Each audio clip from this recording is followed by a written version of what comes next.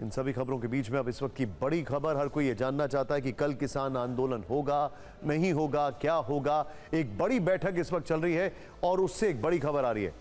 किसान सरकार में कई मुद्दों पर सहमति बनी है। सूत्रों के हवाले से खबर, बिजली अधिनियम 2020 रद्द होगा, लखीमपुर खीरी में मारे गए किसानों को मुआवजा, किसानों पर दर्ज 3100 मामले वापस होंगे, एमएसपी को लेकर भी एक बड़ी खबर आ रही है।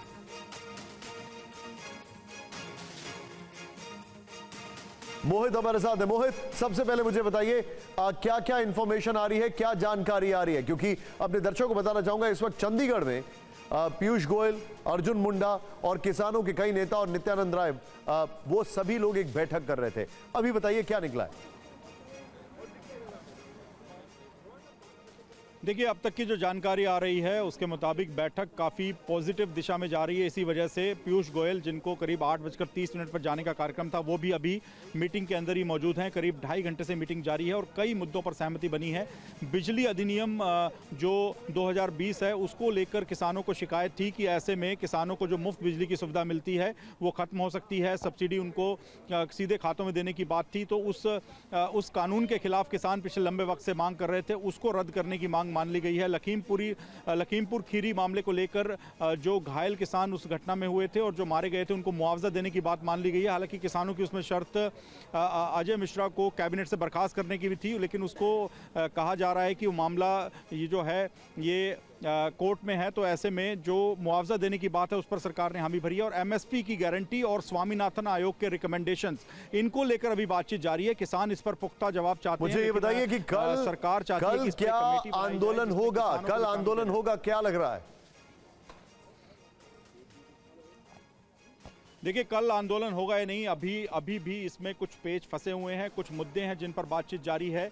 हालांकि जो मुख्य मांग है एमएसपी की गारंटी, उससे पीछे लगता नहीं है कि किसान हटेंगे जब तक उनको कोई पक्का भरोसा नहीं मिलता। उनका कहना है कि सरकार उसको लेकर वादा कर चुकी है पिछले किसान आंदोलन के दौरान। आपको जल्दी से दिखा देता हूं कि ग्राउंड जीरो पर क्या हो रहा है।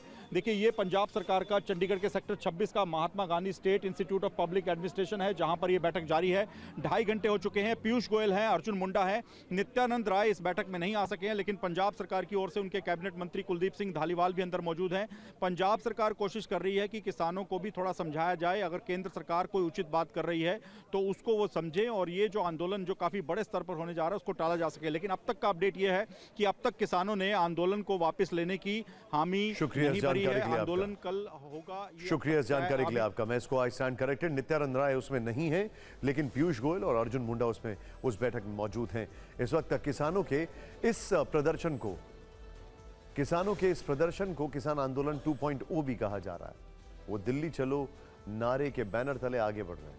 यहां ये जानना जरूरी है कि उनकी मांगे क्या क्या थी।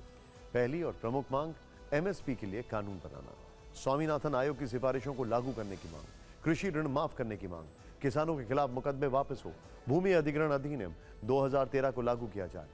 किसानों ने 2020 में केंद्र सरकार के 3 नए कृषि कानूनों के खिलाफ प्रदर्शन किया था, जो 2021 तक चला था। इसके बाद सरकार ने तीनों नए कृषि कानूनों को वापस ले लिया था। उस दौरान सरकार ने एमएसपी की गारंटी देने का वादा किया था, लेकिन वादा पूरा नहीं हुआ, तो दबाव बनाने के लिए किसानों ने दिल्ली कूच करने का फैसला किया। इसे लेकर दिल्ली के अलग अलग बॉर्डर पर पूरी तैयारी है।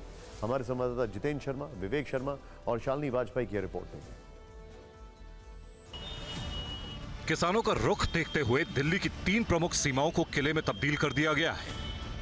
दिल्ली की इन सीमाओं को कटीले तार, सीमेंट के बैरिकेड से कवर किया जा रहा है। सड़कों पर लोहे की मोटी मोटी कीलें लगाई गई हैं। सीसीटीवी से नजर रखी जा रही है। रैपिड एक्शन फोर्स के जवान एक्शन में आ चुके हैं। अमृतसर से सैकड़ों किसान ट्रैक्टर के साथ दिल्ली रवाना हो चुके हैं। ऐसे में पुलिस अलर्ट मोड में है। हाई लेवल बैठक हो चुकी है। पुलिस वालों की छुट्टियां रद्द की जा रही हैं। उत्तर पूर्वी दिल्ली में धारा 144 लागू है। सबसे पहले आपको सिंधु बॉर्डर की तस्वीर दिखाते हैं। सिंधु बॉर्डर पर सैकड़ों की संख्या में लोहे के बैरिकेड्स रखे हुए हैं। दिल्ली से हरियाणा जाने वाले फ्लाईओवर पर दोनों तरफ सीमेंट के बैरिकेड और कंटेनर रखे हैं। फ्लाईओवर के नीचे का रास्ता भी बंद है। हेवी सिक्योरिटी डिप्लॉयमेंट है। पैरामिलिट्री फोर्स तैनात है। ड्रोन उड़ाए जा रहे हैं। हम इस वक्त दिल्ली के सिंघू बॉर्डर पर मौजूद हैं और तस्वीरें आप साफ तौर पर देख सकते हैं किस तरीके से सिंघू बॉर्डर पर सिक्योरिटी की लेयर बढ़ा दी गई है। बड़ी संख्या में ना सिर्फ पुलिस बल की तैनाती की गई है, बल्कि चारों तरफ आपको सीसीटीवी कैमरे भी हर जगह लगे दिखाई देंगे। टिकरी बॉर्डर पर भी कटीले तार, कंटेनर और सीमेंट के मोटे मोटे बैरिकेड रखे हुए हैं। ड्रोन से भी निगरानी की जा रही है। आला अधिकारी खुद ग्राउंड का जायजा ले रहे हैं।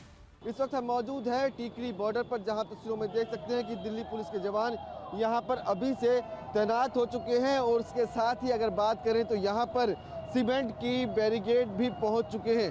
आप देख सकते हैं कि यहां पर आपको सीमेंट का एक छोटा बैरिकेड जो है वो नजर आएगा। कई इस तरह के बैरिकेड जो है वो टिकरी बॉर्डर पर पहुंच चुके हैं। इसी तरह की सख्ती यूपी दिल्ली गाजीपुर बॉर्डर पर है। वहां सीमेंट के बैरिकेड की 2 लेयर बनाकर बीच में सीमेंट भरे गए हैं।